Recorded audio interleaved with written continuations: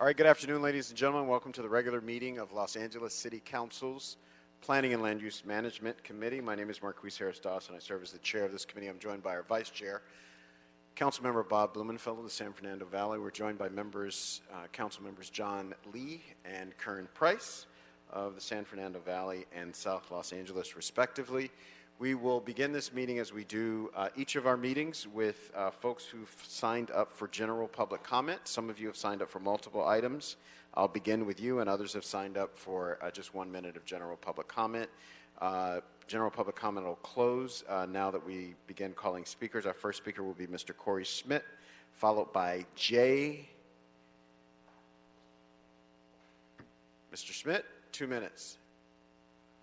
Mr. Jay, 2 minutes. All right, going once, going twice. All right, we'll go on. Jonathan Riker, Gilbert Mora, Myra Jimenez, Iner Ayala for 1 minute each.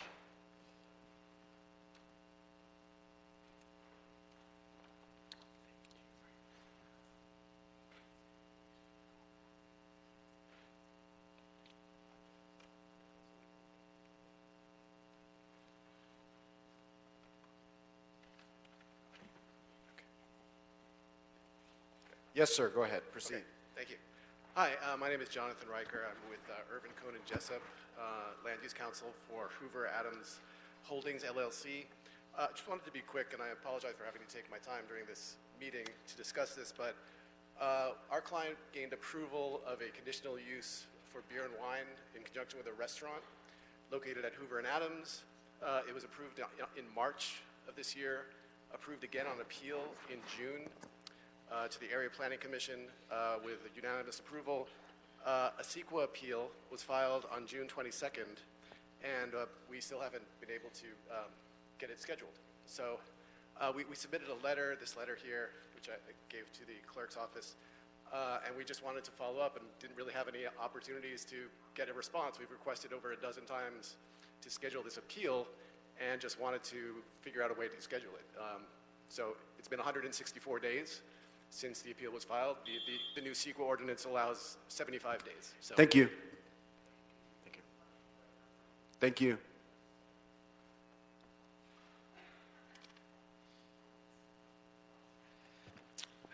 Good afternoon. My name is Gilbert Mora. I work for Behavioral Health Services in Hollywood, and I'm here representing Los Angeles Drug and Alcohol Policy Alliance.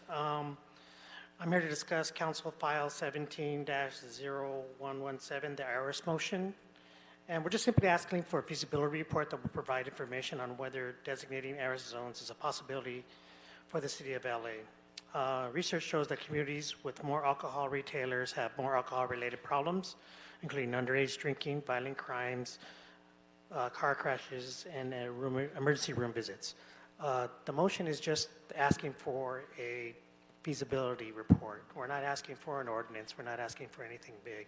It's an opt-in ordinance. It's basically a way for local control for the communities to decide what kind of establishments they have in their neighborhoods. Thank you.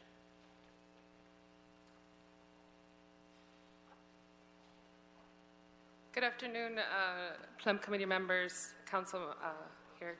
My name is Myra Jimenez. I am the Advocacy Manager at Alcohol Justice, and I'm here regarding Council File 17-0117, which is only asking for a deep dive into the planning and land use strategies that since the adoption of the South Central Alcohol Sales Specific Plan in '97 have not been assessed. The study we are requesting will give insight on what can be improved and how a newly developed tool like RS can help. The current tool of public convenience and necessity does not work. We as the City of LA need a planning tool for intentionally encouraging district-specific development with community in mind.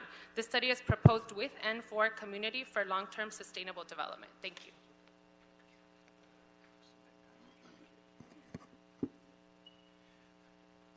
So good evening, councils.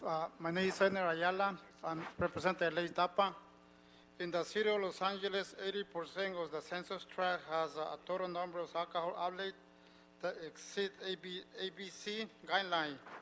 Of those census tracts, 23% are heavily above ABC guideline, and 34% are several about ABC guidelines. So I just ask you if there's any way you can agendize file number 170117.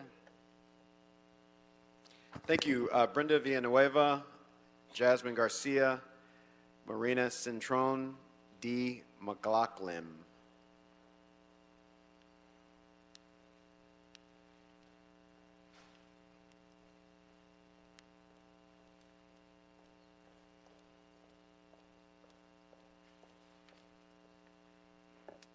Good afternoon. My name is Brenda Villanueva. I'm the current co-chair of the Los Angeles Drug and Alcohol Policy Alliance.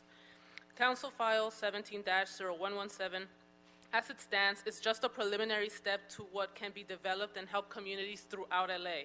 Heiress zones can help neighborhoods choose what type of licenses and businesses they would like to see in their communities, and would designate no more bars and liquor stores, for example, increasing the presence of restaurants like Applebee's or Red Lobster. This file has been sitting in Plum Committee for 2 years. Councilmember Harris Dawson, we need you to agendize Council File 17-0117 to obtain the feasibility report on errors so we can move forward with this. Thank you.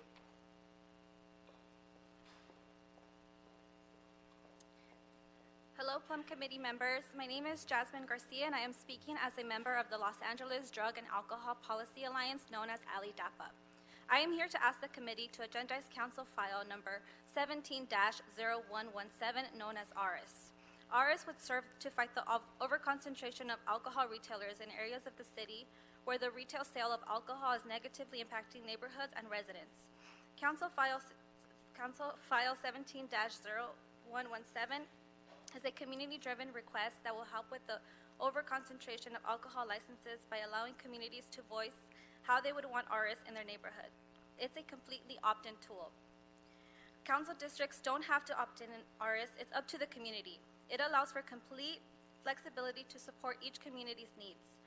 I'm here to ask that this motion be agendized, as this only asks for a report from the Planning Department to determine the feasibility of having ARIS zones in our communities. Thank you.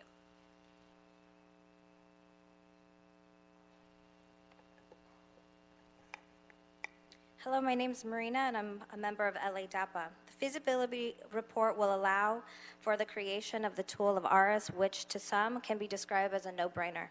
Due to the lack of planning and land use tools currently being used that looks at alcohol licenses. Currently, City of LA has 6,066 on and off sale licenses combined, with 517 applications pending approval.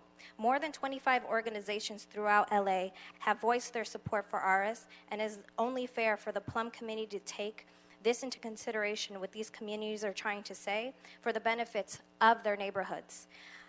With the tool of ARIS, agendize Council File 17-0117 before time runs out. Thank you for your time.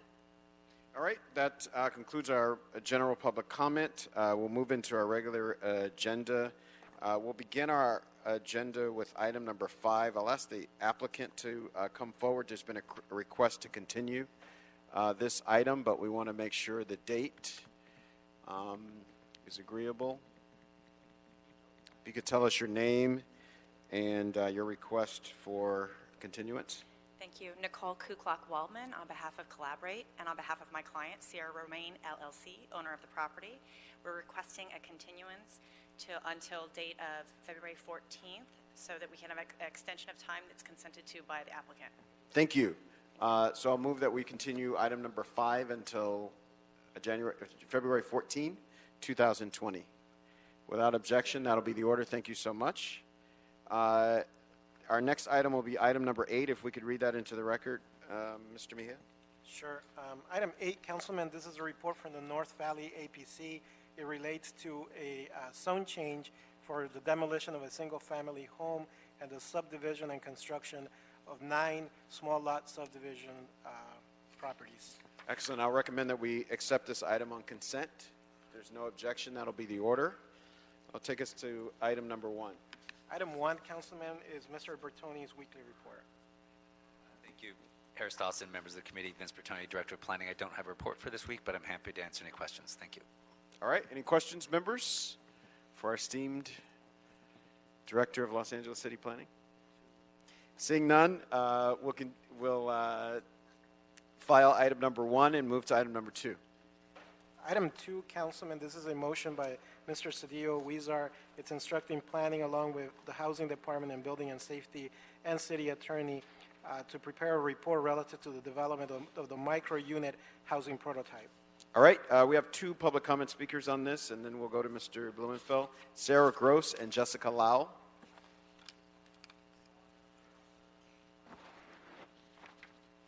Hi, my name is Sarah Grossbeck. I'm with Givning Architects, and I'm here to support the motion that City Council instruct the Planning Department to implement policy that encourages micro-housing, using the Greater Incentive Housing Ordinance as a model. The current code discourages smaller units with per unit fees and parking per unit. So I think based on the current housing needs and market demand, we look at policy that would remove some of these requirements and allow market rate housing that is more affordable with smaller units, removing some of those requirements. Thanks.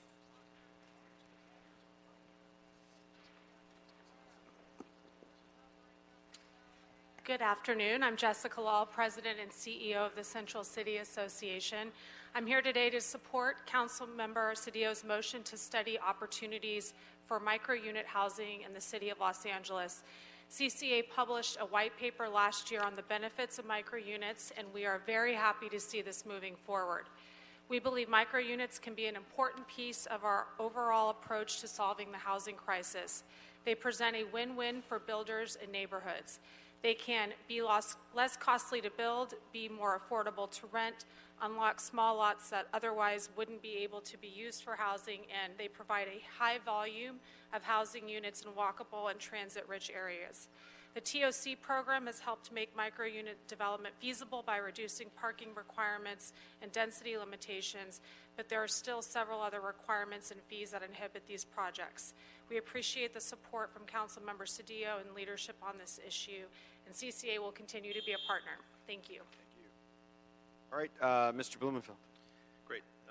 Thank you. And I really like this idea of doing the micro units. I think it makes a heck of a lot of sense.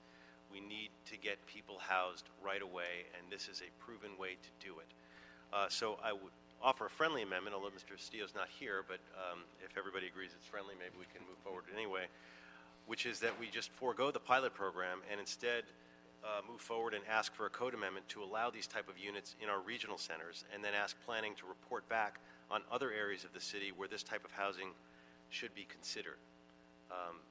And I guess that's my thought, that let's cut straight to the chase, because the time is yesterday for these things. But I'd certainly be open to hearing if planning has any concerns with going that route. Seems friendly enough. Planning? No, I think we have no problem exploring that and going that route. And I think you're right. We have to, and as the speaker said, we have to be looking at much more creative ways to provide housing in the city of LA, and micro units is one of those. And in other parts of the city, it could be very important. So we're happy to take a look at that. Thank you. Any other comments, Mr. Price? Mr. Lee? Yes, sir. Councilman, you made reference to the regional center. Yeah, so I was thinking to allow them in the different regional centers. Like in my area, the regional center is the Warner Center, where the density, I got you. the density is. The definition of regional centers, planning can tell us. Yeah, All right. They're identified in our general plan and our zoning. So Mr. Blumenfeld's made an amendment. I'll second it. And seeing no objection, we'll amend the item. And before I call for a vote, I have in my notes, Mr. Glesney, that you're supposed to say something about this, and you're declining to do so. All right. So the question is before us on this item. Seeing no objection, we'll adopt this item and move to agenda item number 3. And adopt as amended. Adopt as amended. Yes, Yes. sir. Thank you for that. The next item, Councilman, is a motion by Councilman Blumenfield Rodriguez Harris Dawson. It's requesting the fire department, along with building and safety and the city attorney, to prepare and present an ordinance to expand Fire District 1 in the city. All right, we have 27 public comment speakers on this, so we'll begin our. Do you want to speak before the public comment? Yes, sir, Mr. Blumenfeld. If I could set this one up in terms of the context, this is something I've been working on for over 5 years. The first motion I put in on this was back in 2014, and it was after the Da Vinci fire, and trying to figure out. I asked a lot of questions. Why did this happen? How could we have avoided it? And a lot of what the issues came out with was it had to do with the materials that were used, and there are things that we could do to try to prevent that in the future. And it was just a number of questions I got. And then after the Woolsey fire, that was devastating to our region, but my area in particular, in West San Fernando Valley, we saw the impacts of it. I really started to dig in on how can we make a change that could harden the targets, that could prevent these wildfires, which are the new normal, from having the destruction that they have. And I sat through 40 hours. We were a part of a after-action report with the county and Ventura and all these other folks where we talked about all the steps that we could take. And we just concluded that after-action report a couple of weeks ago.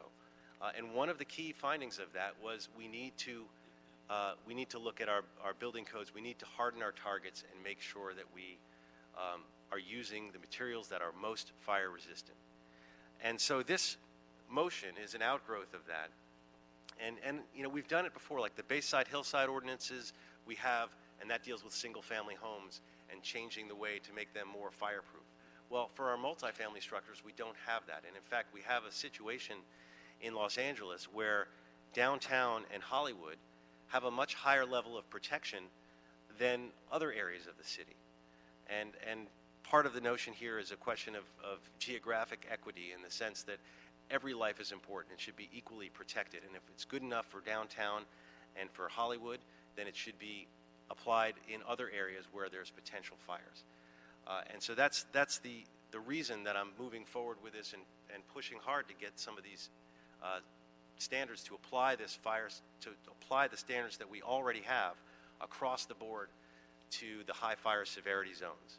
Because as we know, California has been on fire continuously, and it will, and there's no end in sight in that. Climate change is real, and we need to adapt. And that is the purpose of this motion, is to expand the protection that we have, and that's the reason for it. So thank you. Thank you, Mr. Blumenfeld. Do we have representatives from Department of Building and Safety and the Fire Department, LA Fire?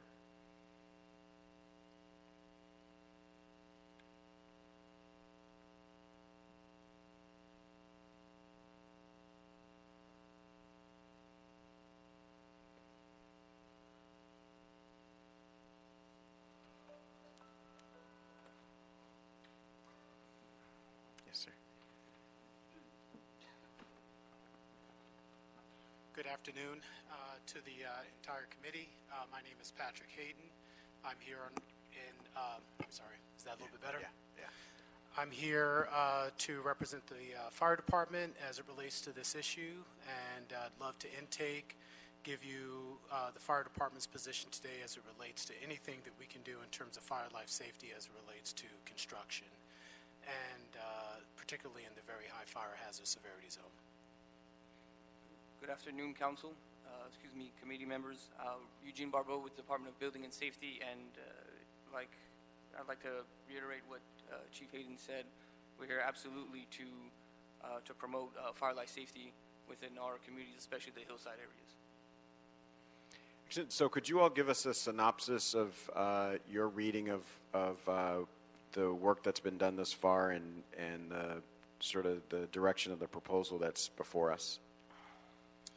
So as it relates to the proposal, it is our position from the fire department that as we look at new construction, as we look at the proliferation of fires within the Southern California area in general, it's always important that we readdress anything having to do with construction.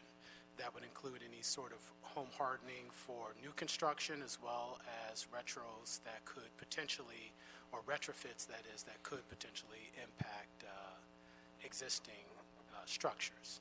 So as it relates to this particular proposal, the fire department is willing to work extensively with both the city attorney as well as Department of Building and Safety to come up with some level of an ordinance that could potentially address these particular issues. It would be important, however, that we look at significant research, certain trends that already exist, certain ordinances that may already be on the books that may in fact meet our needs. So without overstretching, I would say that there is room and certainly a need for us to look at this very important topic and start to move towards some substantive manner in which we could come up with an ordinance.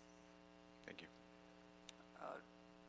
Yes, again, the state already has, to start off, the state already has a very robust building code standards as far as construction within areas vulnerable to fire, but we do recognize a need for potential more safety during construction. There is currently a working group between building and safety and fire over additional safety measures for projects under construction. There is in that group are also discussing potential hardening of existing home stock, and we are definitely are open to reporting back on the feasibility of an ordinance. There is much research to do as far as availability of technology and or data to sift through before an ordinance can be prepared. But we're happy to report back on the feasibility of such an ordinance. All right, members, any questions for staff? All right. Okay, folks, so we got 26 now. Speakers, 28. It went up. Speakers on the queue for this item. So if what you want to say has already been said, you can just register your name and say that I agree with the speaker before me or after me. But we have 1 minute each, and we're going to try to get through as much of this as we can. So I'll call you up 4 at a time, and then if you can give public comment. If you all can hang back and be prepared to answer some of the questions that may or may not come up during the process. Michael Lawson, Diana Coronado, Rabbi Klein, Ron Miller. You can come up in any order as long as you're one of the 4. Good afternoon. My name is Diana Coronado, and I'm here representing the Building Industry Association. We're a nonprofit focused on building housing for all. We are very concerned that, if passed, the Building a Safer Los Angeles motion will reduce housing production and continue to price out hardworking Angelenos in an already impacted market. Expanding Fire District Number 1 to include high-density population centers would mean that in 63% of LA, Type 4 and 5 construction would be prohibited. Type 4 and 5 construction is a safe and dependable and the most economically viable solution for builders who build 6 stories or less.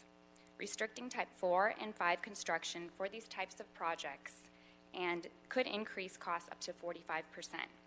That's not something that LA can afford to do during this housing crisis. For these reasons, we ask that you vote to deny the motion today. Thank you for your time.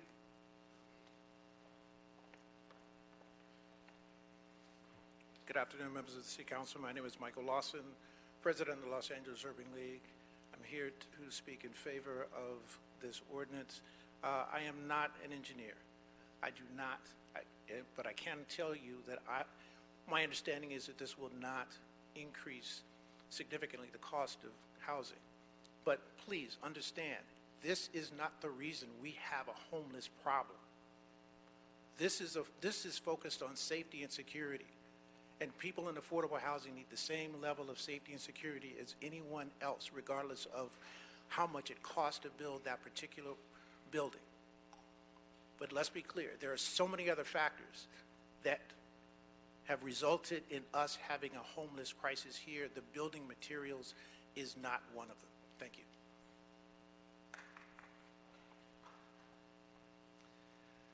Good afternoon, Rabbi Jonathan Klein with Hope for All, helping others prosper economically. I was here a couple years ago, and I'm so glad to see that we're here again to move this forward You know, all of us depend on the invisible safety standards that we go into buildings, we have no idea, and we assume that things are safe. Well, my parents had a fire when I was younger.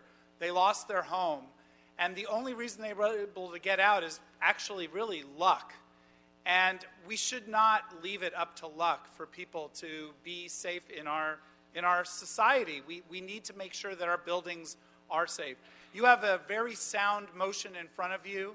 You're talking about expanding something that already exists. It's not hard to do that. It's already been shown to be great. I really appeal to you to move this forward today and follow Councilmembers Blumenfeld's wise motion and move this forward for all. Thanks. Good afternoon. I'm Ron Miller, Executive Secretary of the LA Orange County Building and Construction Trades Council. I have a couple of my affiliates here with me today. We represent over 100,000 hardworking men and women in the construction trades. And like this gentleman that sits in front of me, he knows about fires. We know about construction, and we want to build good, safe structures. Our members want to live in good, safe structures. So building more safe and resilient multifamily mid-rise structures with skilled labor here in LA is paramount to us, especially during the time of homelessness and affordability. We cannot forget about all the fires that regularly occur here in Southern California. The motion that is introduced, we want you to move it forward today. It's very important to make this happen for the safety of our firemen, for the safety of our construction workers, and the general public that live in these dwellings. So please move it forward. Thank you.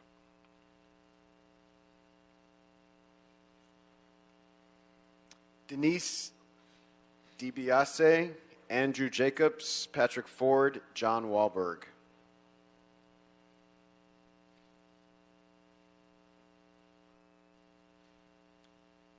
I'm sorry, Dennis, not Denise. Yes, it's Dennis. Yes, sorry. Yeah. Good afternoon. I'm Dennis DiBiase. I'm a resident of Woodland Hills, and I'm also the vice president of the Woodland Hills Homeowners Organization. I came here today to support the motion and want to mention to you guys that the board of the directors of our organization on our meeting of September 9th voted unanimously to support the needed expansion of the fire safety requirements and the need for additional areas to be included in the Fire District 1. This motion is critical to how the city designs its overall fire safety strategies to address the new reality of the 12-month fire season.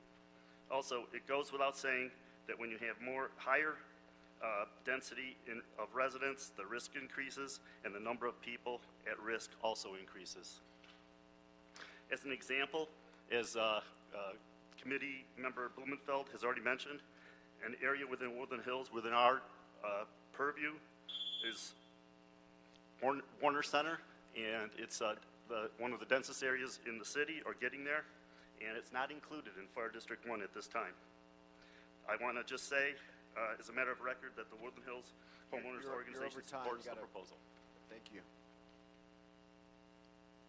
Andrew Tsai Jacobs with Perkins & Will Architects. The 2021 International Building Code, that is the basis of our municipal code, will introduce new types of safe, sustainable wood construction based on structural systems composed of large engineered wood panels. The updates to the new code were developed by committee with stakeholders from across the AEC industry, and it is backed by the most stringent ASTM fire tests and has withstood the public comment and code board review processes. The updated code was developed in part as a response to the need for environmentally friendly building materials. Wood is the lowest embodied carbon and lowest embodied energy structural material that we have. It's also a renewable resource grown by the sun and extracting carbon dioxide from the atmosphere. I join my voice with the authors of the Central City Association's recent white paper that advocates for the city to support and incentivize the use of mass timber. Thank you. I'm Pat Ford. I am an engineer with R.A. Smith. We have a regional office here in Irvine, and I'm in support of this measure.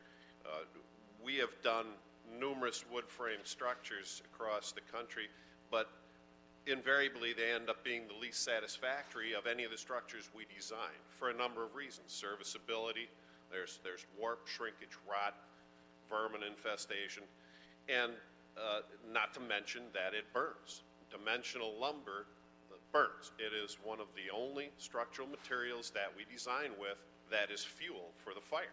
We cannot forget that. There's also been pushback regarding cost. We helped with one of the cost studies that you may have seen, at least on the committee, and the cost of the frame of a wood frame building versus other materials is certainly not 45% less. It may be less, but once the entire building is included, the percentage drops down to single digits at best, and you can see that in that study. Thank you. Pardon me. Thank you. That's your time. Shamim Rashid Sumer, Walter Contreras, Pastor Q, Tian Peng. Yes, sir. Good afternoon, Chairman and members. My name is John Wahlberg, Manager of Marketing and Sales for California Steel Industries, the largest steel manufacturer west of the Mississippi River. Thank you for the opportunity to be here to speak about the importance of safe construction to the thousands of employees that my company directly and indirectly supports. California Steel competes with other Western U.S. steel manufacturers, domestic suppliers from east of the Mississippi River, and with imported steel from around the world. We are located on the former site of Kaiser Steel and have been in business as California Steel Industries for 35 years. We consider ourselves to be a vital part of the West Coast construction market. Our steel is used in construction materials for the home and commercial building industries such as steel framing, roofing, decking, and other products that are essential to non-combustible construction. We directly employ 1,000 individuals, many in high-skilled professions. In turn, the companies we serve employ more than 10,000 people who indirectly support tens of thousands of other people in the Los Angeles service, manufacturing, retail, and other industry segments. Collectively, this represents an economic contribution to LA of more than $1 billion. We support the measure. Thank you. Good afternoon, respected Chairman and committee members. Thank you for the opportunity to speak in support of this ordinance, Building a Safer Los Angeles to Extend Fire District 1. My name is Shamim Rashid Sumar. I am a professional fire protection engineer working for the Build with Strength Coalition. As referenced in this ordinance, as the population of neighborhoods located along or in proximity to the wildland-urban interface increases, access to buildings in densely populated areas is obstructed, and high wind events escalate. This ordinance is needed to enhance Los Angeles' resiliency to fire and ensure the life safety of its people. More robust and fire-resistive construction provided by top-quality, skilled professionals, responsible construction practices, and implementation of fire protection plans for building projects will provide this much-needed resiliency. Some opposing views claim that fire protection systems, such as automatic sprinklers, are sufficient to provide necessary protection to life. Wrap up your thought. Yes. That's your time. Fire-resistive and combustible construction is one layer of fire protection that provides life safety all day, every day for a building. Thank you. Thank you. Good morning. My name is Reverend Walter Contreras. I am here on behalf of NALEC, National Latino Evangelical Coalition, and also NHS, Neighborhood Housing Service of the County of Los Angeles. As a faith leader and community advocate, building a safer Los Angeles is deeply meaningful to the work that I do and I serve. As Vice President of NALEC,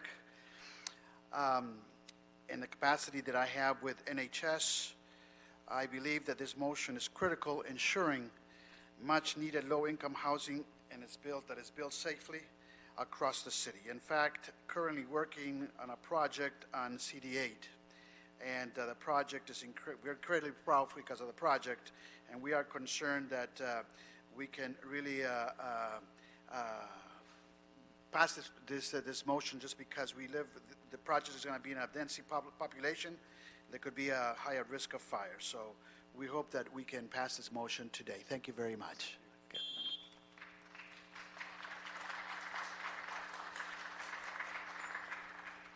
Good afternoon. My name is Pastor Q from the Church Without Walls, Skid Row, also with Clue. They say if you stay ready, you ain't got to get ready. And we don't want to get ready after a fire has occurred. we want to be ready.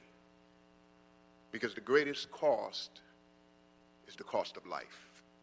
And oftentimes we don't see that as the case depending on where we are geographically in our city. And the most densely populated areas in our cities usually are the places where people of color live. Those lives are important. That's why we say Black Lives Matter, value brown lives. The greatest cost is the cost of life. I approve and support this motion.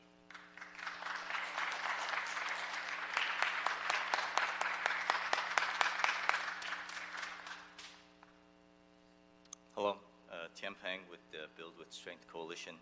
Thank you, Chairman and the committee for the opportunity to support the Building a Safer Los Angeles ordinance.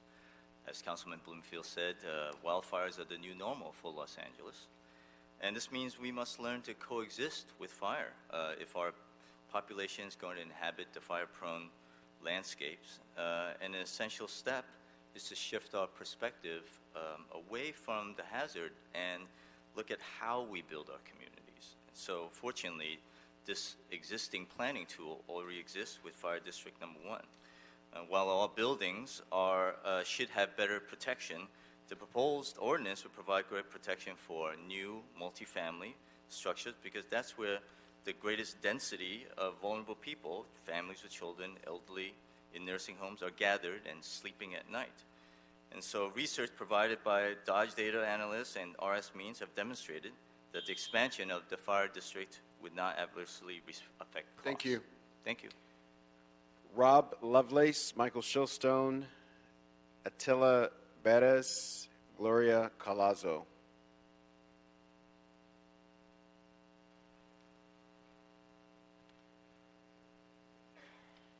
Good afternoon, committee members. I am honored to be here today to witness your committee take our safety. Pardon me, can you tell us your name?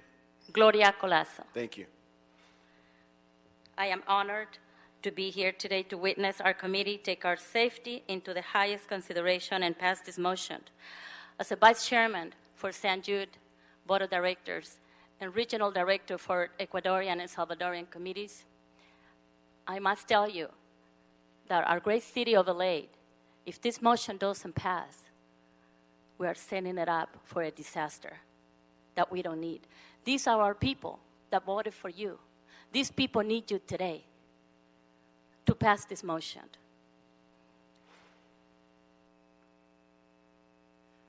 I deal with these people every day. I hold their hands. They cannot afford to lose everything they ever owned. Thank you.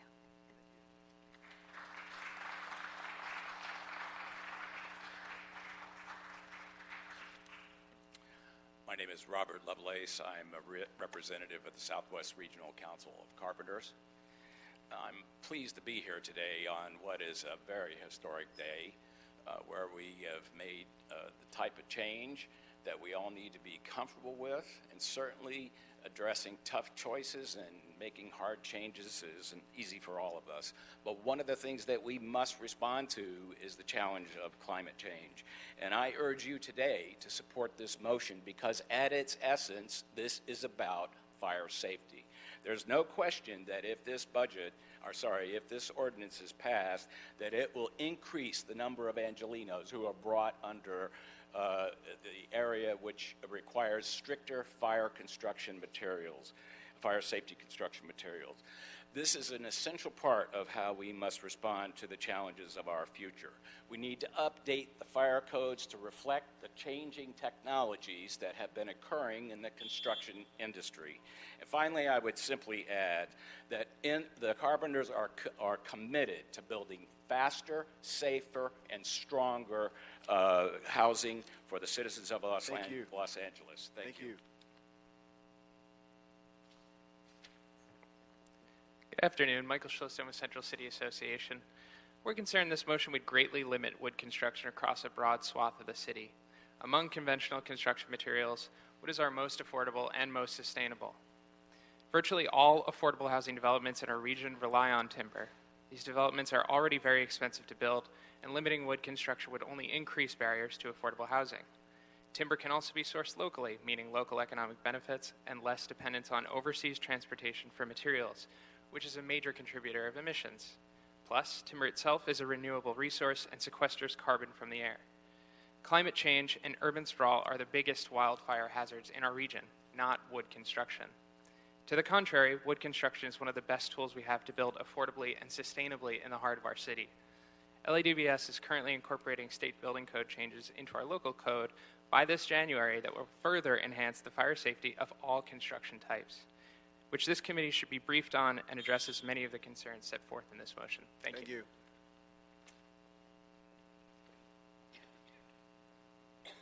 Good afternoon, esteemed council members. My name is Dr. Attila Béres. I'm here as a licensed California design professional who has been part of many LA City landmarks. But more importantly, I'm here as a homeowner. I'm also here as an Angelino who dabbled in construction development. So I'm giving an unqualified support of this ordinance. Reason being because as a professional who has experience from Europe, in the US, the last 30 years in the Los Angeles area, it is my experience that with the measures that are incorporated in this ordinance, we can take our construction practice reasonably, and I emphasize it, reasonably within reasonable cost also, to a much higher level that's much needed. In addition to all the other factors, let me just very briefly mention that it would also add to the seismic resistance, the mold, pest, and rodent control of these new buildings. Thank you. Thank you. Oscar De La Torre, William Smart, Timbalika Smart, Larry Williams.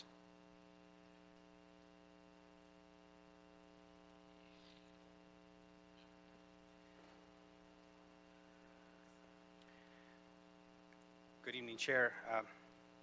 Harris Dawson, good to see you up there. My name is Oscar De La Torre, and I'm founder and executive director of the Pico Youth and Family Center. I also served on the board for many years of Community Corporation in Santa Monica, providing affordable housing. And I'm also the current president of the California Latino School Board Association. I'm here to support this measure to build safer housing in the city of Los Angeles. We know that affordable housing is something that we need to build, especially for our most vulnerable populations. And these populations deserve equity. We know that there are standards in other parts of the city that should apply to these communities that are very dense. This motion is a first step to support the needs of at-risk communities who often deal with the repercussions of living in buildings whose construction codes haven't evolved with the times. But the issue here isn't just about construction. Oh, that's it. Thank you. All right, thank you very much. Anyway, support.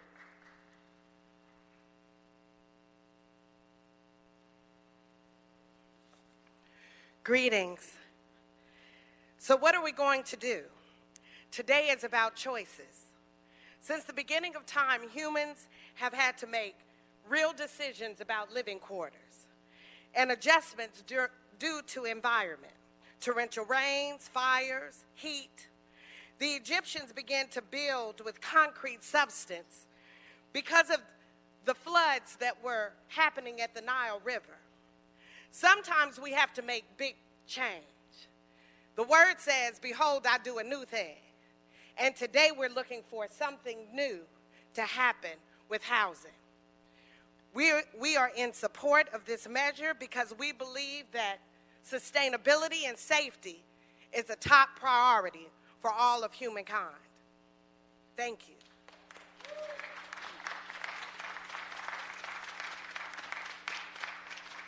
I don't know, William Smart. I don't know if you still want to speak. Go ahead, sir. Good afternoon, Chairman, members of the committee. My name is Larry Williams. I'm Executive Director of the Steel Framing Industry Association. My members represent steel mills, builders, small businesses, and large businesses that go back in generations in Los Angeles. I've heard discussion of cost, cost of construction and different views of that. But, the thing that I've not heard is what happens, what is the cost when one of these buildings goes up in flames. We've seen enough history to know that they do go up in flames. Well, fortunately, we've had a Columbia University study that quantified that. Taking a look at the Da Vinci project as a case study, and then extrapolating that to the construction happening in Los Angeles. The answer in 2018, the cost of the community in terms of firefighters, water usage, a loss of tax revenue is $1.7 billion. Who's on the hook for that? Citizens of Los Angeles. I thank you for taking this issue seriously and protecting the interests of taxpayers in Los Angeles. Thank you.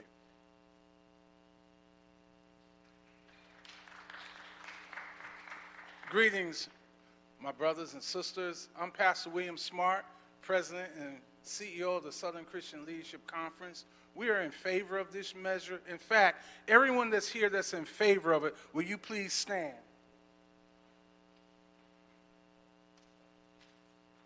So the majority of most of the room.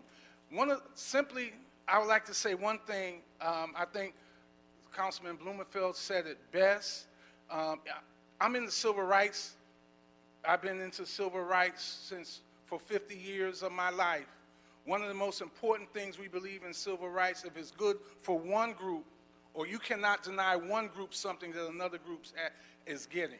So you cannot deny South LA, other cities, other parts of the city, something that Hollywood and downtown is getting. It's time to make this change. It's time now. Hollywood and downtown gets it. Everyone needs to get it. Hollywood gets it. Everyone needs to get it. God bless you.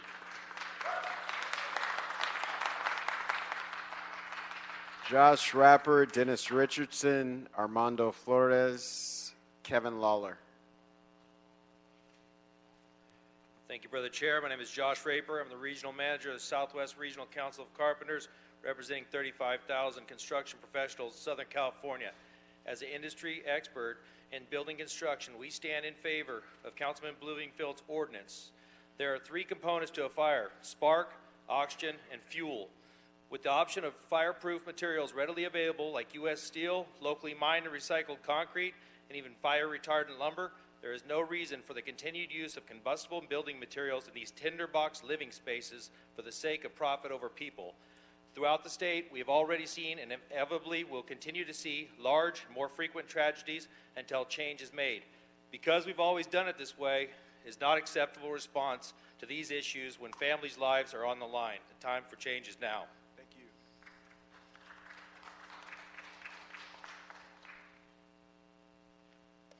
Good afternoon. My name's Dennis Richardson. I'm with the American Wood Council, and I don't mean any disrespect for anybody in this room that's confused, but I want to set a couple of facts straight.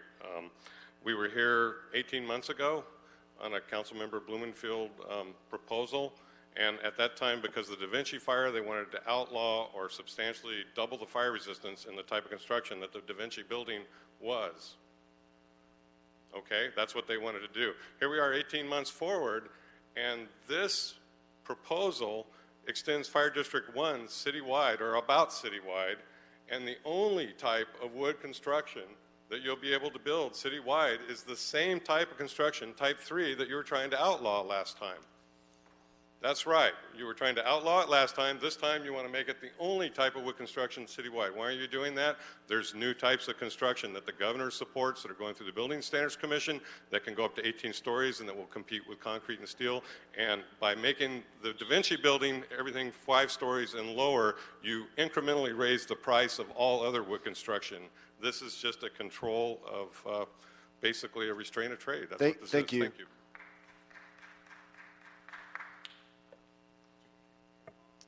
Good afternoon. My name is Armando Flores, Legislative Affairs Manager with the Valley Industry and Commerce Association, VICA. We appreciate the efforts to address and prevent wildfires in our region, but we have strong concerns with the impacts this motion would have on construction in Los Angeles. VICA has been a strong advocate and supporter of solutions that address our region and state's housing crisis, supporting the construction of housing at all economic levels. However, we are concerned this motion would counter these efforts and negatively impact housing production by limiting construction type citywide. We understand that the wildfires we have experienced over the last few months and over the last few years have been devastating. However, current wood structural design uses state-of-the-art engineering data technology, and standards for wood products to ensure they are safe and have a substantially greater fire resistance. We have also seen innovative construction types that have greater fire resistance, which this motion would prohibit. We would urge you not to limit construction type citywide and to consider the costs and impacts this motion would have on construction throughout Los Angeles. Thank you. I'm sorry, Mr. I'm sorry.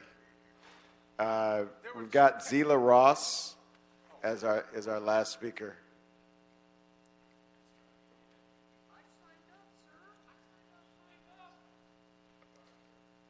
Good afternoon.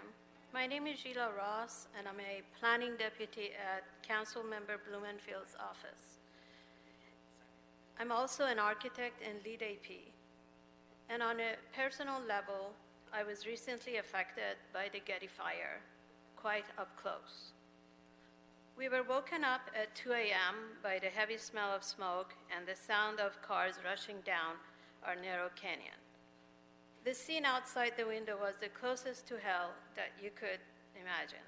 Flames had covered all the mountains around our house, and gusty wind combined with the air suction of the fires had created a tornado effect on the street.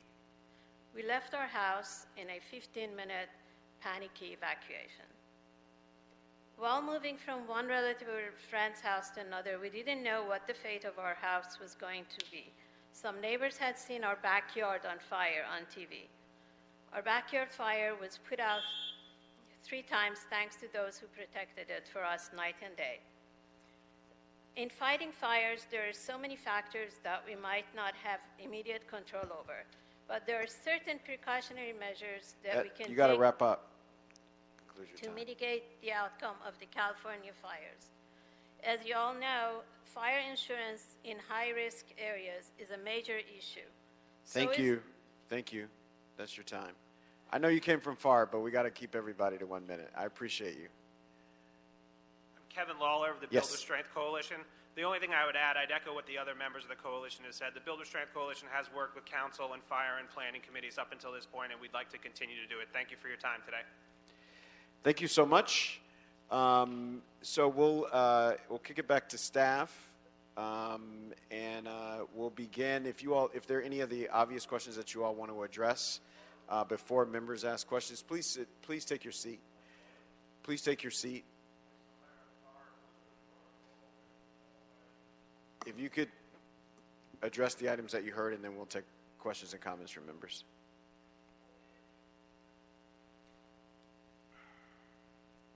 Eugene Barbeau, Building and Safety. We acknowledge the concerns for the safety of the housing stock. We'd like the chance to review any data that would prove current codes are unsafe that the state has put forth. We'd like the chance to review that before commenting on any issues that were raised. This motion will not outright restrict or ban the use of wood, but it would limit it to fire retardant treated lumber. I don't know if fire has. As I listen to many of the comments on either side of this particular issue, I'm left with a couple of thoughts related to it, one of which being that my mission is really simple.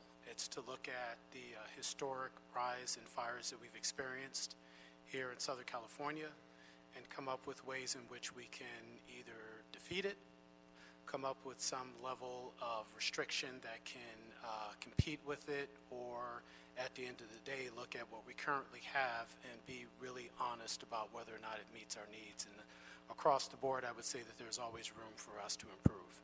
And so with that, I would just like to see that the fire department work with LADBS to come up with a very substantive report that would address all of those issues.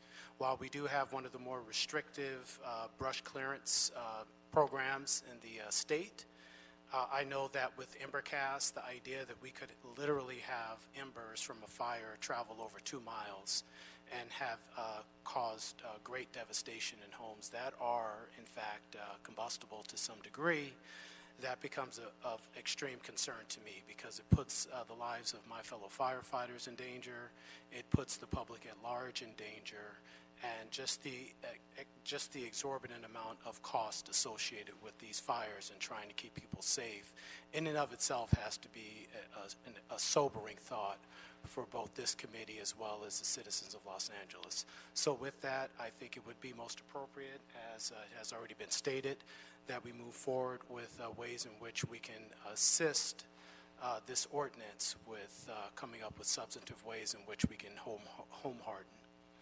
All right, thank you. Mr. Blumenfeld? Great. Now I'm just going to, my goal is for us to move forward with an ordinance so that we'll have the city attorney and everyone look at it with all of you to make sure that it's legally feasible and everything else, but that we can move forward with the drafting of that, and then it would come back to this council once it's drafted. Mr. Price? I just wanted to, I certainly support that, Council Member Blumenfeld, and I want to salute you. I know you've been on this for several years, as you mentioned. I've had a chance to have some discussions over the past year, and so I'm pleased to see that there's growing support. At one point, I know carpenters and some other construction trades were dramatically opposed, so now apparently they are warming up to the idea. So I think that there is some hope. I think we want to create an environment that's going to be safe. I respect the professionalism of our police department and planning department, building and safety, to come up with the right angle, the right measure to make sure that we are exploring all the issues. So again, I thank the councilman for his leadership on this, and I'm happy to support us moving forward to see how we can flesh out some rules and regs that will encompass safety and to assist in making things more efficient. Mr. Lee? Nothing?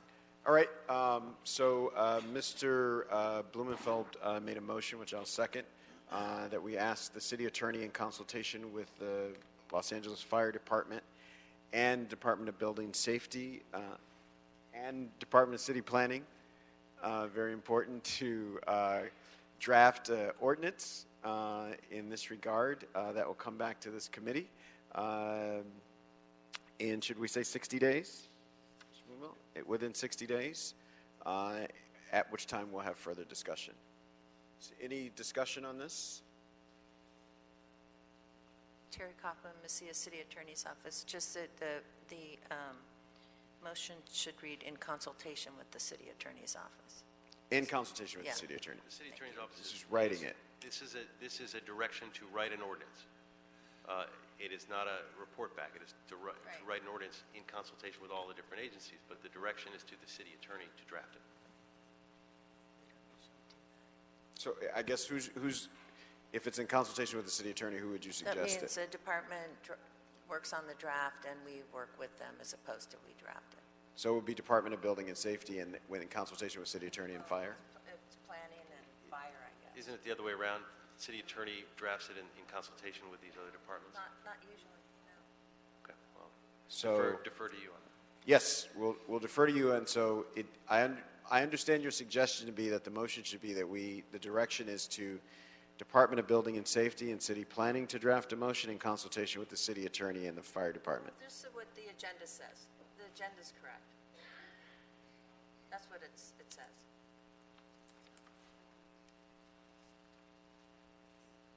Okay, so we'll move it as stated on the agenda. So the motion will be adopted. Yes. Okay, and then just adding city planning because actually the motion itself didn't mention city planning. Right, so we're because adding- it's not actually written on here. Got it. So we're including city planning on that. Yes. Thank you. All right, thank you all. It moves us to item number 4. Item 4, Councilman, this is a report and from the East LA APC, and it contains 3 appeals for the construction of a mixed-use project located in CD 14, and the appeal relates to the various entitlements.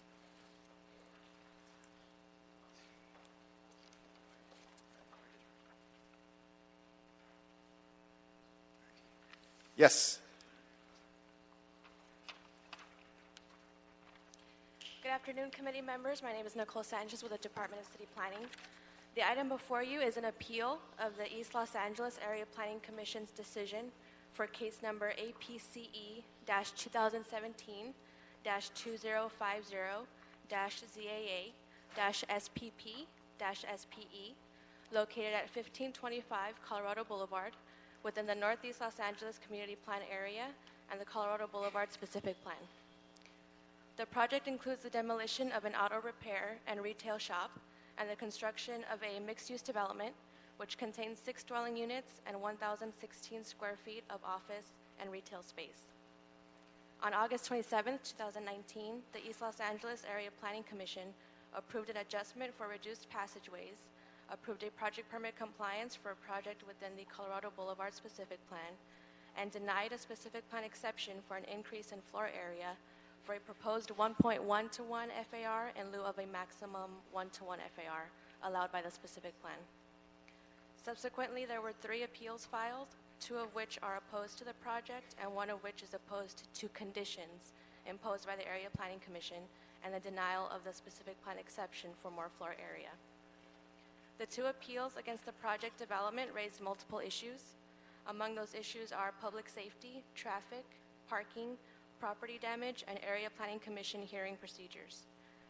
Staff finds that all analysis regarding any public safety, traffic, and parking impacts were properly addressed in the initial study that was prepared for the project.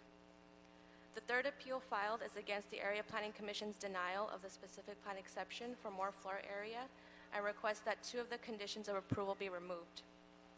In response to the request for the removal of 2 conditions, planning staff has transmitted revised conditions and findings to the record to remove these conditions.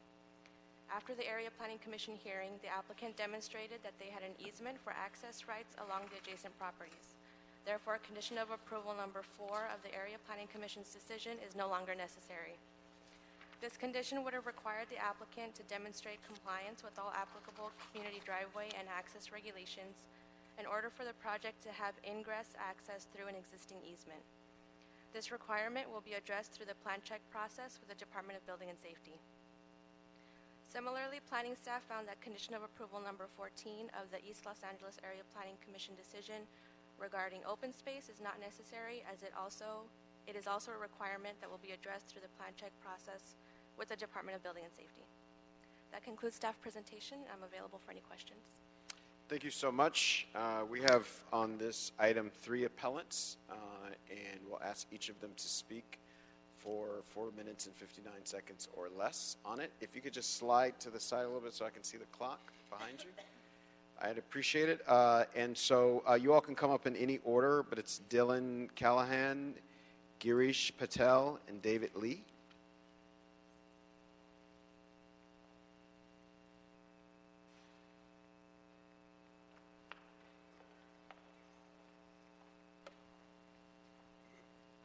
Yes. Hi, my name is Dylan Callahan. I'm a homeowner on Dahlia Drive in Eagle Rock and one of many residents, parents, school officials, business owners who are strongly opposed to this development. But I'm here before you today as a dad, first and foremost. I have 2 children attending Dahlia Heights Elementary, and they're part of a larger influx of school-aged children into this neighborhood. I've never done this before, so you'll have to forgive me. But I want to make clear I'm not anti-development, and I'm fully in support of more housing in Los Angeles, especially affordable housing, which this development does not provide. My understanding is that committees like this one exist to ensure that developments are planned intelligently and with public safety in mind. I'm here today because this development is not well planned and it poses a threat to public safety, particularly the safety of school-aged children. I've met personally with the developer, and he seems like a nice guy, but when he bought this lot, he knew it was ill-shaped and had poor access. It was cheap for a reason, and he's asking the city and area residents to sacrifice public safety for a plan that overreaches to maximize his investors' profits. It's not only a threat to public safety and in violation of the Colorado-specific plan, but it exacerbates an already dire parking and traffic problem at the intersection of Dahlia Drive and Colorado Boulevard, which represent practical difficulties and unnecessary hardship already. Let me tell you, at the intersection adjacent to this proposed building, there is a prohibited use car wash already, which, along with the traffic from Trader Joe's, the school, and area businesses, causes queuing of cars around the mouth of Dahlia Drive nearly every day across a pedestrian crosswalk busy with school-aged children. The sole egress for this proposed development sits directly atop the pedestrian tunnel to the elementary school. And it crosses a bike lane already imperiled by blind downhill traffic on Colorado Boulevard. The sole ingress of this development sits directly above this already overburdened mouth of Dahlia Drive and the prohibited use car wash. So it's right above the car wash, across a sidewalk that hosts a twice-a-day parade of school-aged children. And mind you, I'm not talking merely about the school-aged children that live on Dahlia Drive. Families from all over Eagle Rock come to Dahlia Drive and drive to Dahlia Drive to bring their children to this school. And I'm not even talking about the excessive amount of adult pedestrian traffic. But as anyone who's been on Dahlia Drive knows, it is one of, if not the oldest and narrowest streets north of Colorado, with parking on both sides of this street. It's approximately 20-some feet wide. There's about a 7-foot clearance for cars, with cars parked on both sides. My point being that sightlines are very poor, and ingress and egress from driveways already is perilous. The idea that this development would use a substandard, narrow easement directly above this prohibited use car wash as its sole ingress is at its core untenable. That's to say nothing, again, of the added parking and traffic it will add on to an already bad situation around this intersection. Again, I'm not anti-development, I'm anti-bad development. Thank you.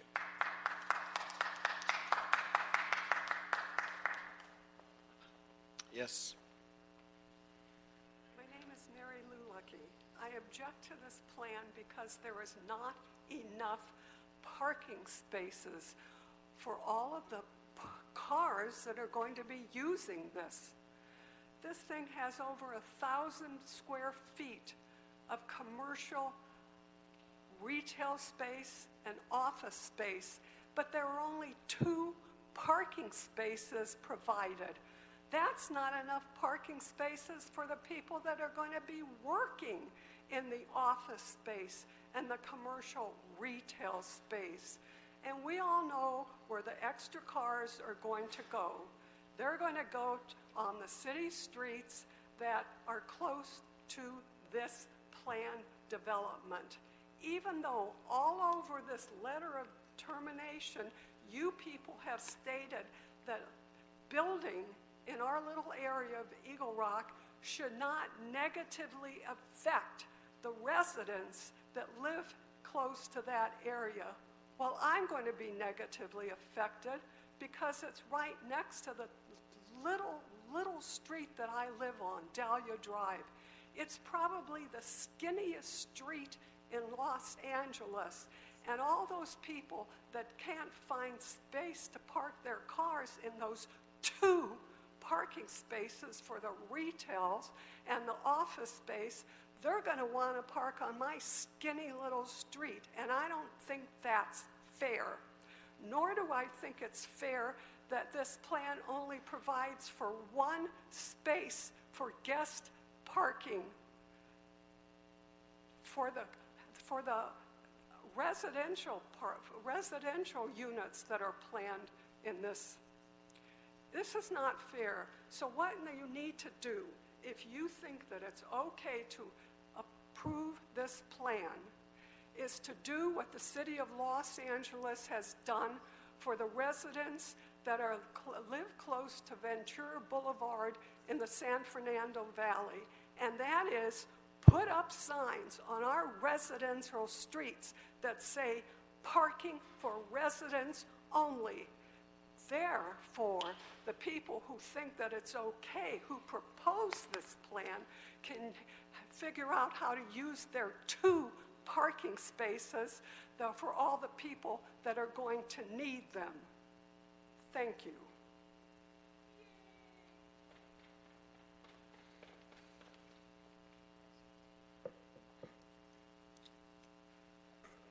Good afternoon, Council Member.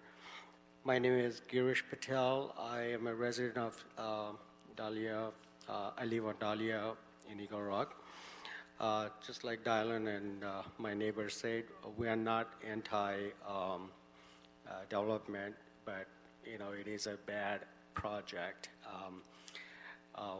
These easements that I have experienced over the years that has I'm not sure the validity of the easement, but it's been used and abused for many, many years. It's supposed to be maintained, and nobody ever maintained. People come over there to smoke, drink alcohol. I even have my children went to Dahlia Height, and they have seen the people even, unfortunately having a sex and all sort of a nuisance in that little corner or the little alley. And one given time, that 2 young girls almost died for overdosing of a drug in that little corner.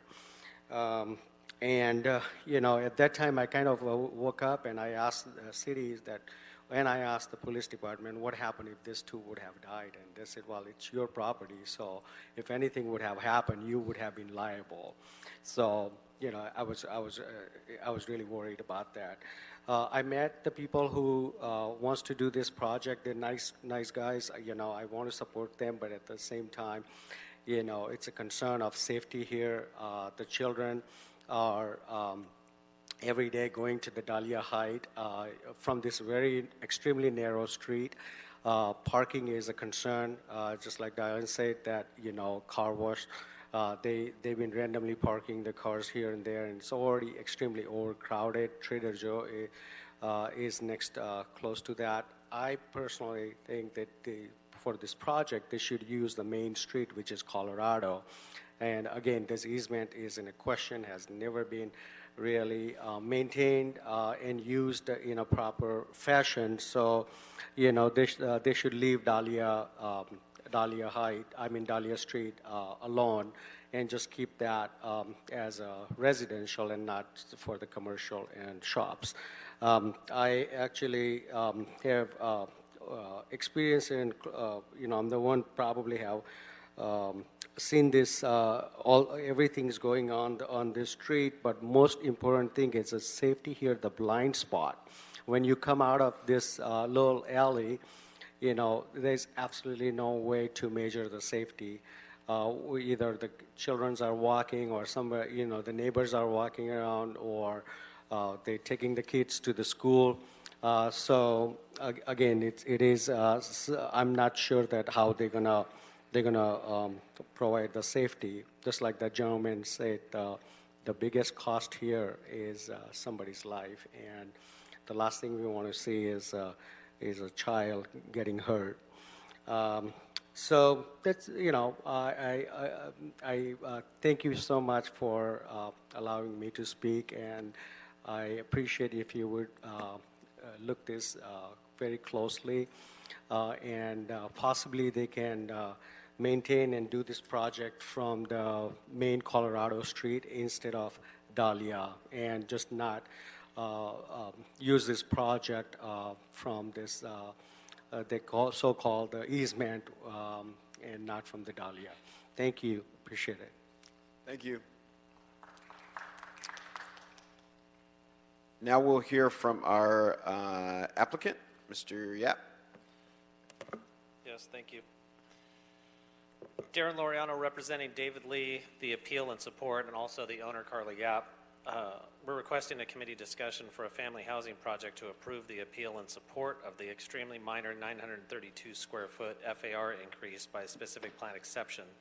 Several factually incorrect statements which have now been corrected, created APC confusion with a lengthy debate distracting from the only purpose the project went to an APC hearing for the request of the 932 square feet. This area and the project are approved by the Neighborhood Council in writing and in the record.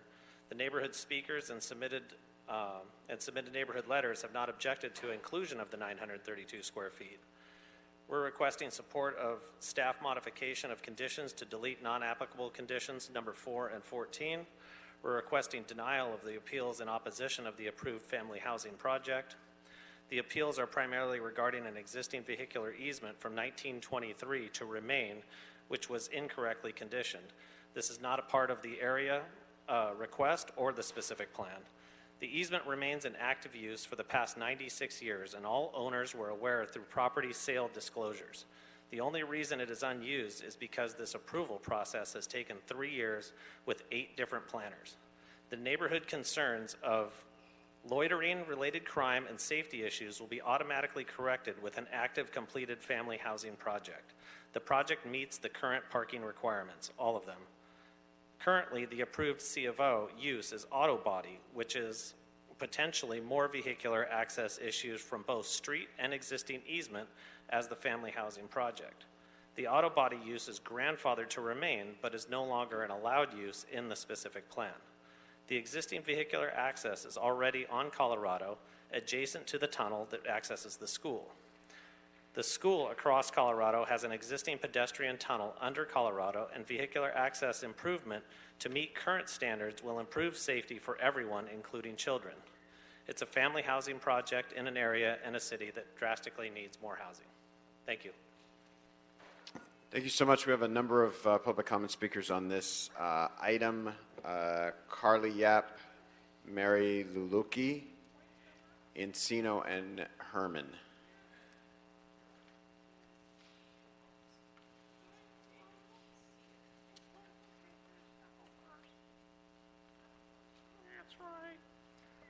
So this is a real piece of shit fucking project.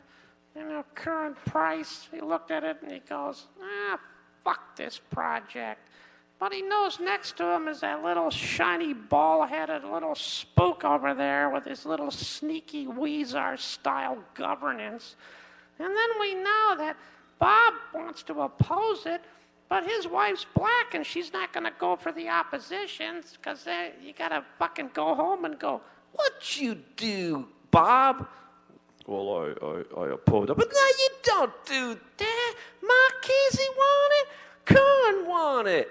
You get out of my bed, and then you're going to wind up like Paul Krikorian wearing the same suit and the same tie straight fucking days. You know what happens when a man does that, don't you, Current Price? A woman threw his ass out of the house. They're going to throw your ass out of the house, too. That's what happened.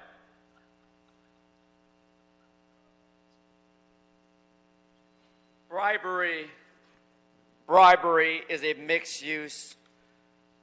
Profit over people. That's why this project permit compliance review is shaped like a dick, you dick.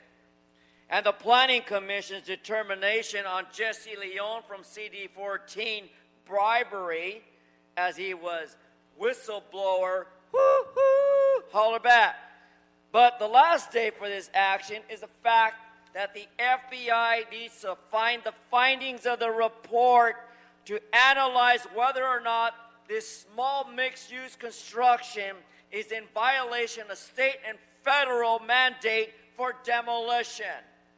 I am the Punisher, nigger, and I will shoot the first nig. Bagdasarian versus the United States. Did you just threaten to shoot someone, 0950529. Mr. Shut Herman? the fuck up. For the record, Mr. Herman threatened to shoot someone. Yes, sir. Hi, I'm in support of a good neighborhood family housing project. That's all. Thank you.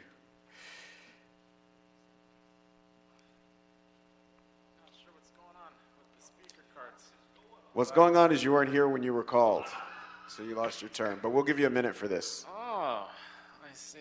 Okay. So, Cole Worrell. I am appalled, to be honest. Because I had a lot of respect, that's kind of why I wanted to come through today. I was really actually pleased to see what was on the agenda today, because it was all a lot of good stuff. I was going to express my appreciation, but after I just got rejected a second ago, I'm, not as excited anymore. We're excited to see you. Lack of better words. Okay, well, that's good. Anyways, to this item specifically, it's a 2-story project from what I remember, and it's got a little bit of room for office space or some sort of commercial aspect. I like the idea. I think it's a good project. All right, that completes our public comment on this.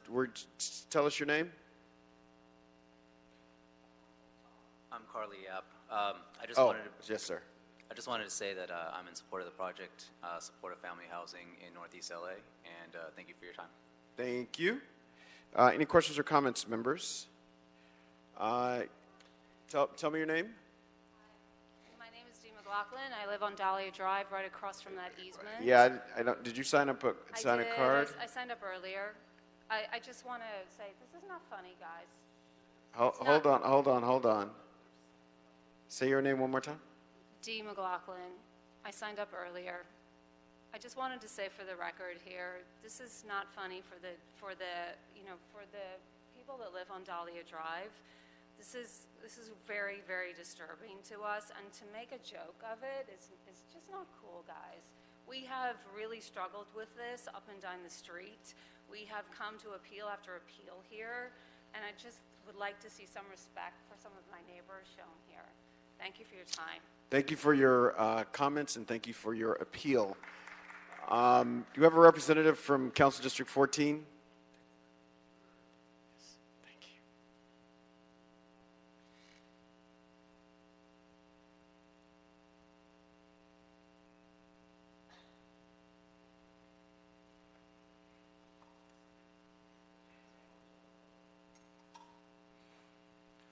Council members, Sean Cook from CD14, thank you for your time today in considering this project. I'd like to thank staff for their diligence in reviewing all the concerns related to this project. Our office would like to defer to staff's recommendations on your deliberations. Thank you. Thank you so much. All right. If there are no questions or comments from members, I'll move that we find that the project has been assessed in the negative declaration and the categorical exemption prepared for the project, deny the appeals filed by Mr. Callahan and Patel and Lee, and sustain the determination of the East Los Angeles Planning Commission for the proposed mixed-use project located at 1525 West Colorado Boulevard. So there's a second. Seconded by Mr. Bloomfield, yes. I'm sorry, this is Jane Choi. One friendly amendment. There were revised conditions and findings that were transmitted for the record. So we'll amend that motion to include the revised findings and conditions as submitted by the Planning Department. So findings and conditions as submitted by the Planning Department. All right. It's been moved and seconded by Mr. Blumenfield. If there's no objection, that'll be the order. Thank you both so much, and thank all of you that traveled here to discuss this important item. We'll move to item number 6. Councilman, prior to moving to item 6, on item 5, request has been made to clarify that the time limit is February 14th, 2020, not the date that it'll be heard in committee. So we can schedule it any time before February 14th, 2020. So be the order. Thank you. Yes. On item 6, Councilman, it's a report from the Cultural Heritage Commission relative to the inclusion of the Monday Women's Club as a historic cultural monument. Yes, good afternoon, council members. Ken Bernstein with City Planning and Office of Historic Resources. The Monday Women's Club is a one-story building in Venice, in the Oakwood district of Venice. It was one of what had been approximately 20 African-American women's clubhouses across the city. It is today, it appears to be one of only 2 African American women's clubs whose buildings are still remaining standing. The Cultural Heritage Commission's recommendations were that it met one of the historic cultural monument criteria for its cultural and social significance as a rare example of an African American women's clubhouse building in Venice, important for its role in the social history of the African American community in Oakwood, part of the Venice community. Happy to answer any questions. All right, any questions or comments on this? Mr. Price. Got one. Where is the other club? You said they're one of two locations. Where's the other? The other club?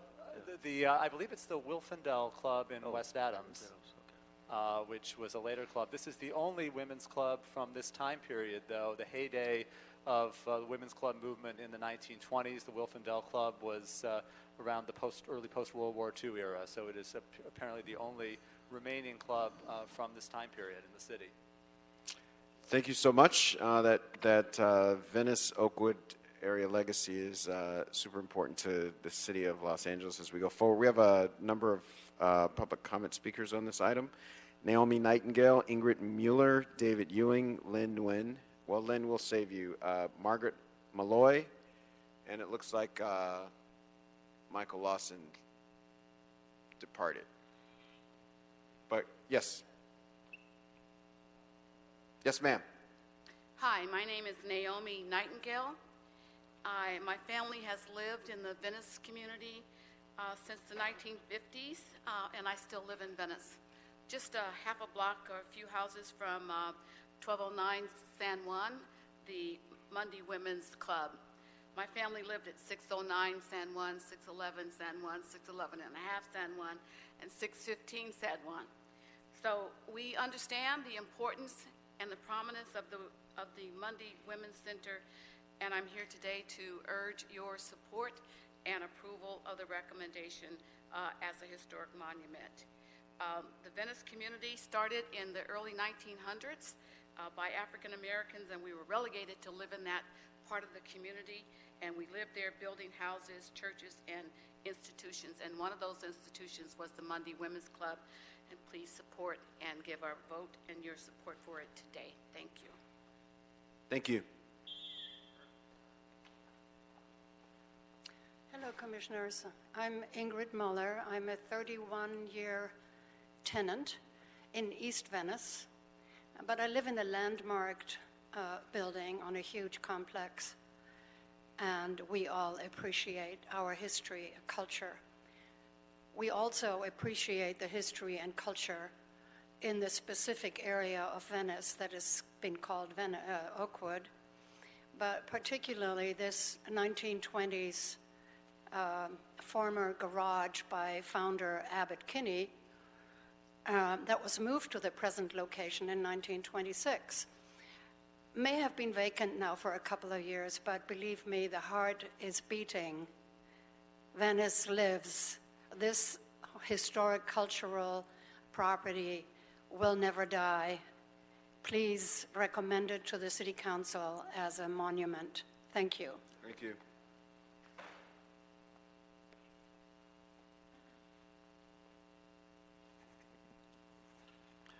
Good afternoon, Honorable Plum members. My name is David Ewing. I'm a longtime resident of Venice. I wholeheartedly support the Cultural Heritage Commission's recommendation to designate the Monday Women's Clubhouse as a historic cultural monument. The civic life of a community relies on honoring its past, and historic monuments are touchstones of our civic values, embodiments of our civic priorities.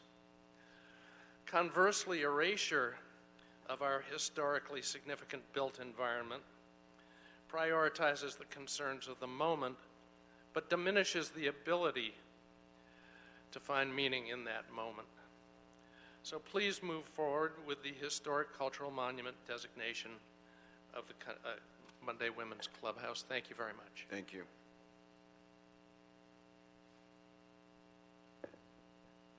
Hello, my name is Margaret Malloy.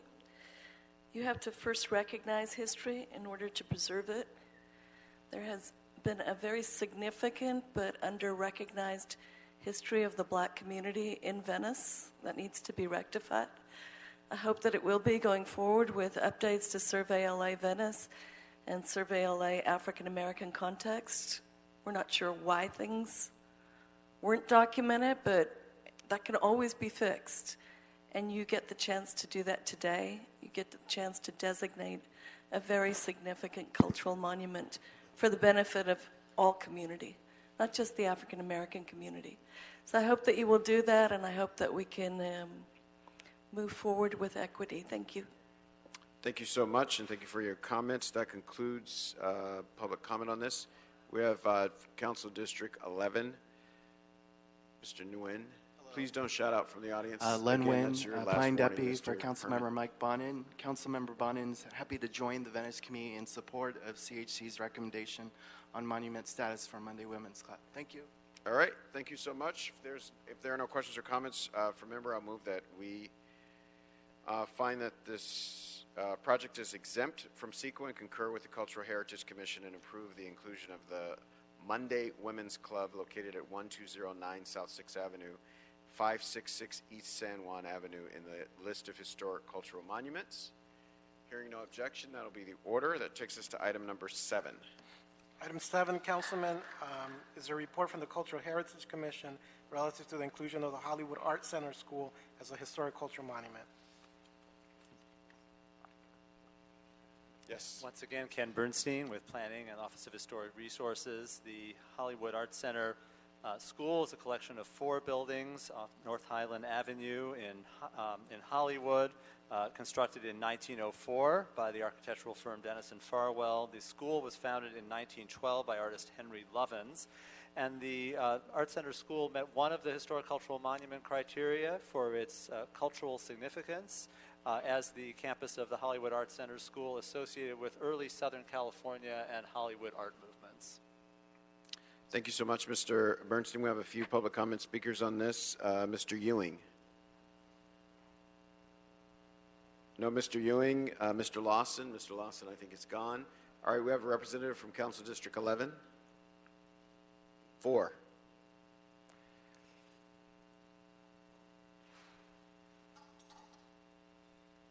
Good afternoon, council members. Emma Howard, Director of Planning, Councilmember Rue, Council District 4. I just wanted to note for the proposed Hollywood Art Center School, we heard from a number of community members supporting the designation and sharing their memories of the former art school, which operated from 1912 to 2000 at this location. We have not heard any opposition to the designation at this time. Therefore, the council member supports the designation of the Hollywood Art Center School as a historic cultural monument. Thank you. All right. Can you tell me your name? I don't have you. One more time? Be on the list. One more time? Thomas Kappeler. Yeah, you're not on our list. I signed when I came in. I need only 1 minute. I'm here to speak in Hold opposition. on. One more time, your name? I'm here to speak in opposition. What, your name? Thomas Kappeler, Kappeler. Okay. MD. Got it. My a apologies. psychiatrist. Thank you. I'm the resident of the property. I'm here to speak against its cultural significance that I regard as a matter of degree.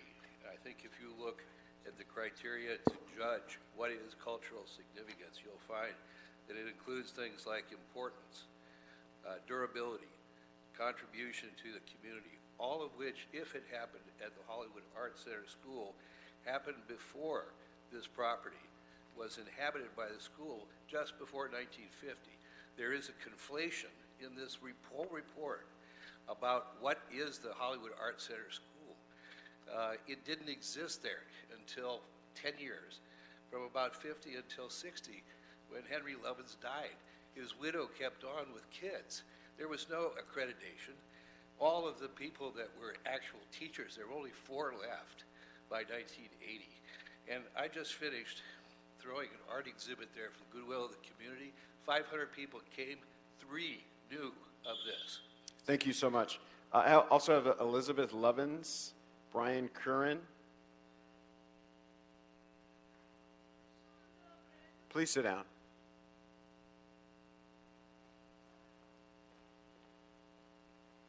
Yes. Brian Curran, Hollywood Heritage. Hollywood Art Center School is a rare surviving example of an early Hollywood estate which later would become the home of Hollywood's first private fine arts academy. Founded by artist and designer Henry Lovins, the Hollywood Art Center School would later transition from general fine arts education to become a major source of local talent for the growing motion picture industry. The school's graduates would go on to be the artists, illustrators, animators, costume and set designers who would help shape the artistic vision of the movies for 5 decades. Hollywood Heritage urges the committee to approve the motion of the Cultural Heritage Committee and declare the Hollywood Art Center School a historic cultural monument. Thank you. Hi, good afternoon. My name's Elizabeth Lovins. I'm the granddaughter of Henry and Mona Lou Lovins, the director of the Hollywood Art Center Archive. I'm here today to ask for your support in nominating Los Angeles' first independent art school and the final location of that school that they began in 1912 as a historic cultural monument. This estate lies within the historic arts corridor of Highland Avenue that includes our cultural resources such as the Magic Castle, the Yamashiro, the Hollywood Heritage Museum, the Hollywood Bowl. My grandparents contributed significantly to this community for decades. It's a multicultural institution.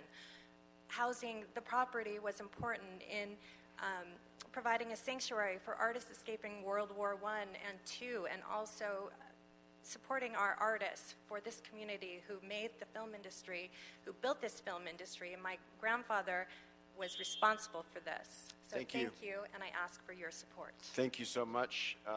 We have, for your last comments, because you've spoken already for this meeting, Corey Schmidt, Herman, and Encino.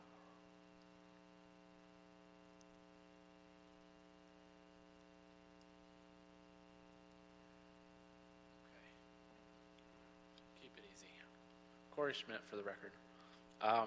Okay, Hollywood Arts Center School.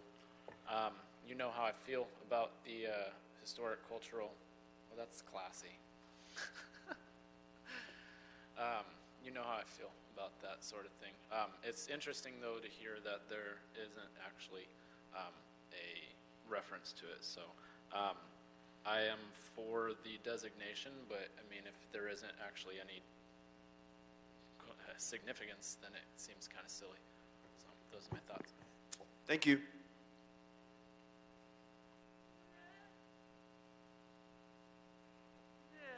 We in favor of that. See, before 1970, current price being a nigger couldn't enter the property. Before 1970, the bald-head Marquis couldn't enter the property. And before 1969, December, blah, blah, but Blair's nigger wife couldn't enter the property. And all the other niggers like Herb Wesson were prohibited from being entry of the property. Now today, we don't call ourselves niggers. We call ourselves Native Americans. That's the new fake name we use. So we get our Indian benefits. All this shit.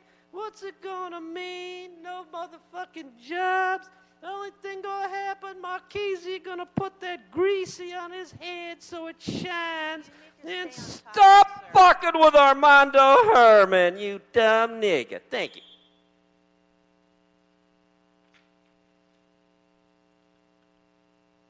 You know, there's something I like about Hollywood art. It's all about fuck the nigger.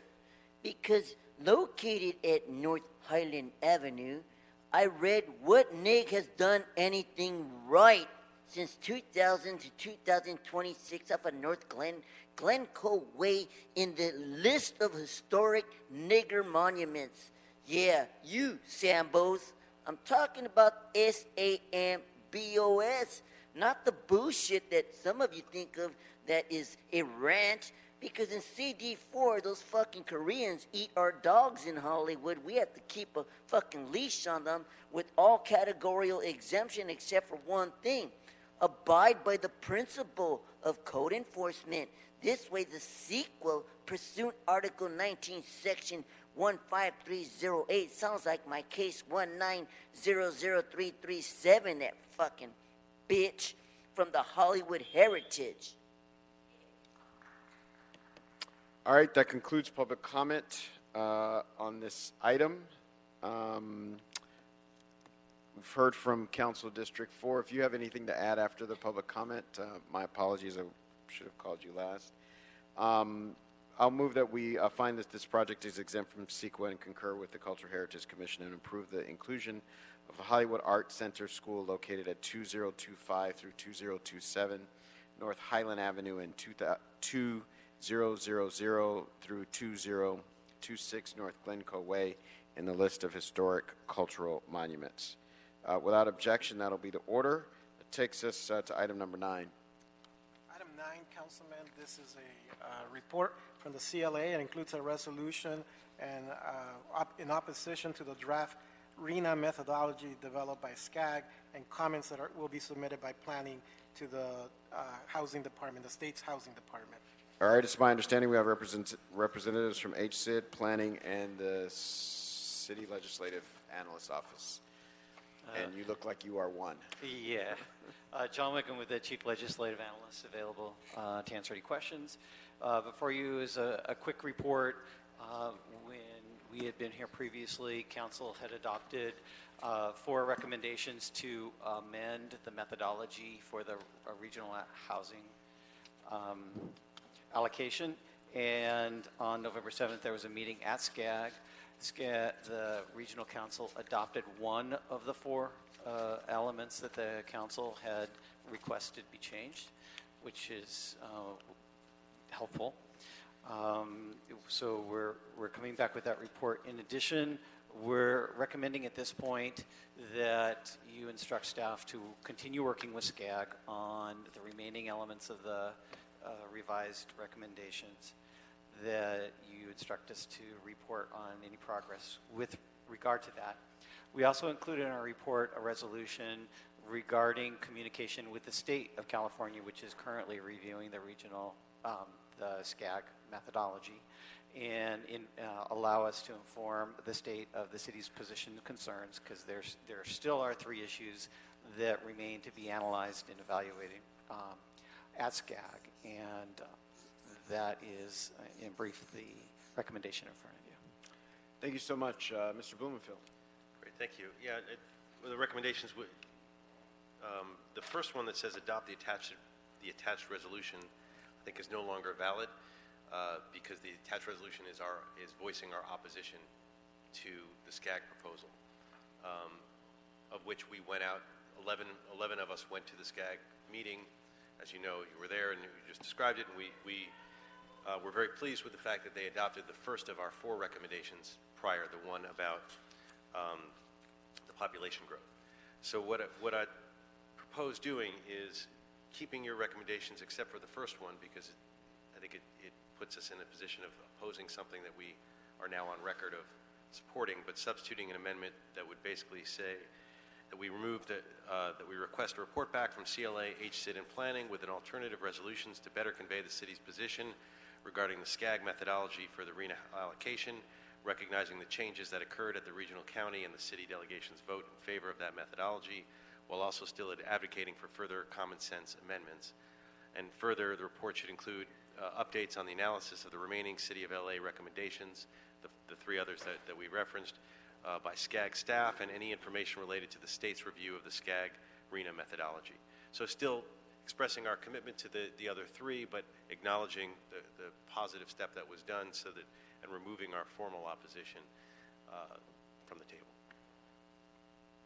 Is there any issue with that? Your thoughts? That was a whole lot of words that came at me really fast. And, we're here to support the council in whatever it needs. SCAG, when council members are at SCAG, you're voting as a member of the SCAG Regional Council. Right. The action so it was not an action of the council to adopt the SCAG action. So understood. I just wanted to be clear on that. So I think really the core question is, should there be a communication to the state on a city position, or would you prefer to remain silent, or would you like to convey to the state that the SCAG action represents movement positive movement with concern to the city positions, and we're working with SCAG on the remaining 3. That's essentially what in all those words, those words, and I'll give you a copy of them because we made, and I'll give all the members a copy because there are a lot of words there. But essentially, that's what it's saying, which is, even though we didn't take a formal action as a board, a large majority of us were there, 11 of us, and we voted. So I think it's fair to say that we are no longer, as a council, at least the sentiment is no longer to oppose unless amended. We voted to support, but we also expressed there, and what I would like is to reflect that we still are interested in those other, we had 4 recommendations that you all put together. The top line one was adopted. The other 3, we recognized wasn't really fair to ask them to do on the spot there. So we've asked for analysis as they go to the state, and when it comes back, and SCAG has said they would look at it as well. So the idea is we express our support for those other 3 things that we want to see happen through the process, and we express our support for SCAG and the state looking at them. We get report backs from you all as the process goes forward, but that we don't, we basically amend out the part where we are formally opposing it, because that no longer reflects the council, in my estimation, and since 11 of us were there, it no longer reflects the council sentiment. I'm working on the fly here. So, since we're having a conversation with, so in order to convey a position to the state, we always and only do that by resolution. Right. So we could withhold and not adopt a resolution at this point. We would be silent in our communication with the state. Alternately, we could remove the language in the existing resolution related to a position and simply authorize the planning department to convey the city report on the RENA methodology forward to the state. And in so doing, the planning department could include the actions of the the SCAG adopted the first item, and that we're working with SCAG on the 3 remaining items. That way, we're in communication with the state, conveying our concerns, consistent with the resolution, but not taking any position at the state. That makes sense for me. All right, did you get this? Okay. So we would, if you would instruct us to prepare a revised resolution, that way everything would be clean on the record and we can move forward. All right, so we'll give you a second to read this. I would call on Herman, but of course, where is he when you need him to fill time? He's not here. Okay. I'm sure he's singing out in the rotunda if you want to bring him back for entertainment purposes. So this is asking for a report back on a resolution. We can prepare a resolution. Your idea is closer to, I think, what we want to do. Awesome. Thank you. All right. So we have an action before us, an amendment to an action before us. Yes. So we will adopt the amendment as introduced by Councilman Blumenfeld. So be the order. Okay. And we still want to have a resolution. That mine speaks to a report back, and you specifically mentioned amending it as a resolution so that you have the authority to speak to the state. Okay. And we'll prepare a resolution as as requested. As requested by staff. No, we're doing a resolution. All right. So hearing no objection, that'll be the order. All right. Mr. Mejia, can you confirm that concludes our business for today? That concludes the meeting, Council. Thank you so much. We're adjourned.